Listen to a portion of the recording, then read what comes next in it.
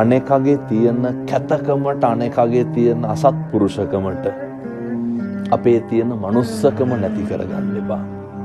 අනියන් සම්බන්ධතා මේක ගැන මම මෙහෙමම කියන්න. ඒ කියන්නේ අර තමන්ගේ බිරිඳ ඉන්නකොට වෙන බිරිඳක් ගාවට යන එක, තමන්ගේ ස්වාමියා ඉන්නකොට වෙන ස්වාමියෙක් ළඟට යන එක.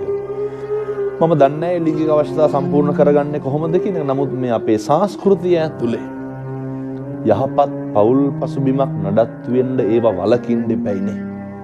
తాවකාලික සැපයක් වෙනුවෙන් සදාකාලික දුකකට අතවනන්න එපා. මොකද ඒ තුලින් සැකය ඇති වෙනවා. සැකය තහවුරු වෙනවා. අය කොහොමද අර බිරිඳයි ස්වාමියේකට බත් ටිකක් කන්නේ? කොහොමද ඒකට නිදාගන්නේ? දෙන්න දෙපැත්තට ඇදෙනවා. කවුද පීඩාවටපත් වෙන්නේ? දරුවෝ. ඇයි එහෙම කරන්නේ? කවදාවත් එහෙම කරන්න එපා.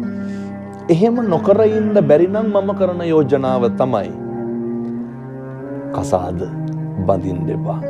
සබ්බ පාපස්ස අකරණ. සියලු බුදුරුන්ගේ අනුශාසනාවෙන් මේක ඉවර කරන එක හොඳයි. සියලු පව් නොකළ යුතුය. කුසලස්ස උපසම්පදා.